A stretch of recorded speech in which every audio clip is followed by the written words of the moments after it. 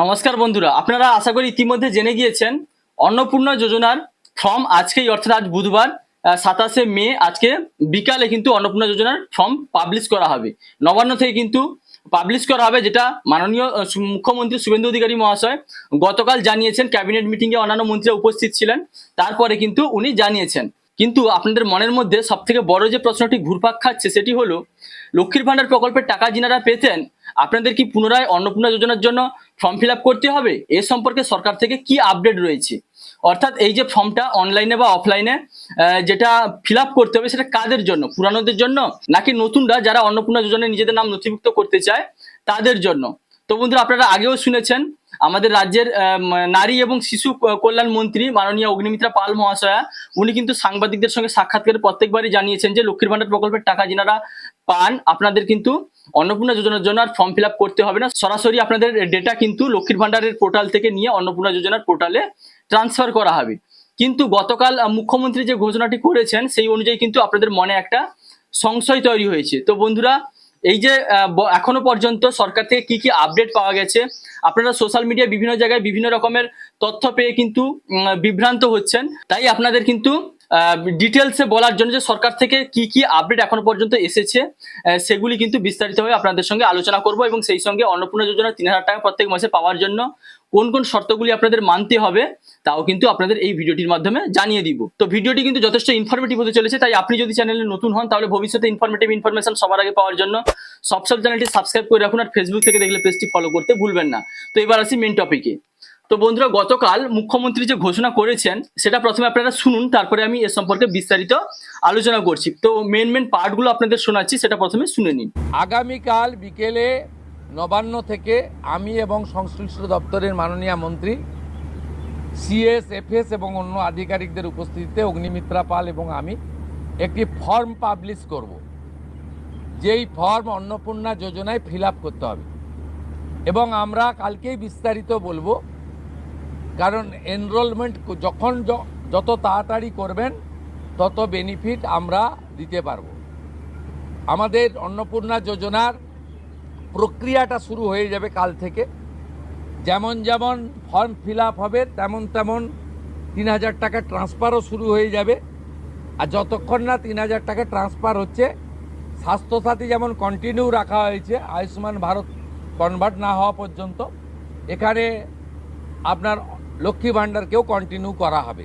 বিস্তারিত কালকে আপনারা জানতে পারবেন, ফর্মের কপিও আপনারা কালকে পাবেন। অফলাইন অনলাইন অবশ্যই থাকবে, শুধু পাবলিকের উপরে ছেড়ে দেওয়া হবে না। বিধায়করা নিজ উদ্যোগে ফর্ম ফিল আপ করাবেন এবং সরকারও বিডিওদের নেতৃত্বে প্রত্যেক বাড়িতে বাড়িতে ফর্ম ফিল আপের জন্য সহযোগিতা করার জন্য লোক পাবেন। এবং মাথায় রাখতে হবে, ভারতীয়রাই কেবলমাত্র এই সুযোগ পাবেন, অভারতীয়রাই সুযোগ পাবেন না। তো বন্ধুরা, আপনারা শুনলেন গতকাল কিন্তু মুখ্যমন্ত্রী ঘোষণাটি করেছেন। তো উনি কিন্তু জানিয়েছেন বুধবার অর্থাৎ আজকেই কিন্তু বিকালে অন্নপূর্ণা যোজনার ফর্ম পাবলিশ করা হবে। তো সেটা অনলাইন এবং অফলাইনে দুভাবেই কিন্তু আপনারা আবেদন করতে পারবেন।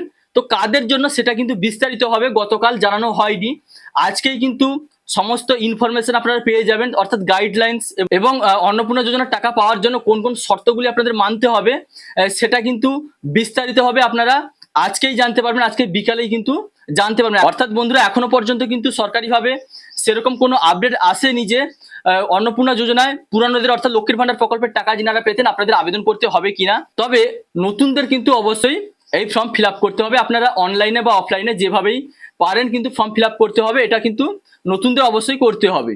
তো যিনারা লক্ষ্মীর ভাণ্ডার টাকা পেতেন না আপনাদের তো অবশ্যই করতে হবে, 100% শিওর।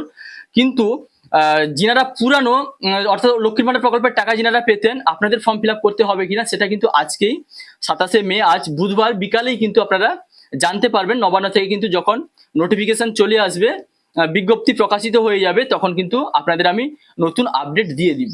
তবে বন্ধুরা, আপনাদের বলে রাখি, নতুন হন বা পুরানো আপনাদের কিন্তু অবশ্যই আপনাদের ব্যাংক অ্যাকাউন্টের সঙ্গে ডিবিটি লিঙ্ক থাকা বাধ্যতামূলক। আপনারা এনপিসিআই ওয়েবসাইটে গিয়ে আধার ম্যাপিং স্ট্যাটাসটা চেক করে নেবেন। যদি সিডিং না করা থাকে তাহলে কিন্তু ব্যাংক অ্যাকাউন্টের সঙ্গে আধার সিডিং করাতে পারবেন, সঙ্গে সঙ্গে আপনার মোবাইলের মাধ্যমে কিন্তু এই কাজটি আপনাদের করে নিতে হবে।